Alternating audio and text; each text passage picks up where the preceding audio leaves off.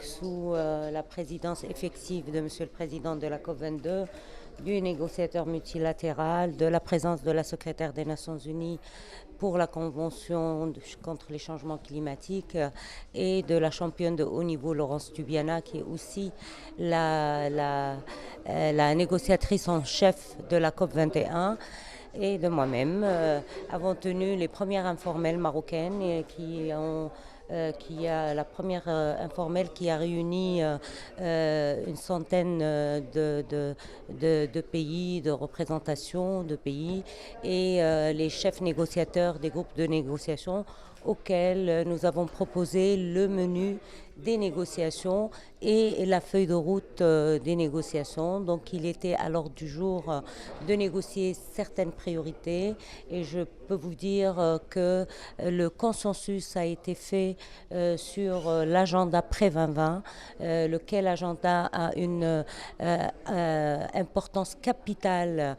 pour les pays les plus vulnérables, notamment l'Afrique, lequel agenda devrait être concrétisé comme un décret d'application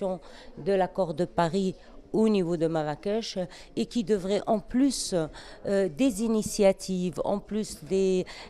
grands projets qui ont été lancés lors de la COP21, venir préciser sur une feuille de route bien claire qui fait quoi, qui contribue avec quoi, et donc tracer la feuille de route de la mise en œuvre de l'agenda pré-2020 qui nous permettrait de réduire le gap de température à l'horizon 2020 et qui permettrait aux pays les plus vulnérables, notamment les pays africains, à mettre en place leurs plans nationaux d'adaptation, leurs contributions nationales, les NDCs, et aussi qui permettrait de tracer les principaux donateurs, pays qui se sont engagés à apporter des contributions. Je peux dire que sur cette feuille de route, la priorité de la présidence marocaine, c'est d'augmenter la fraction de la finance qui est réservée à l'adaptation. Et cette fraction de la finance est aujourd'hui entre 16 et 18% des flux financiers climatiques mondiaux. Nous avons espoir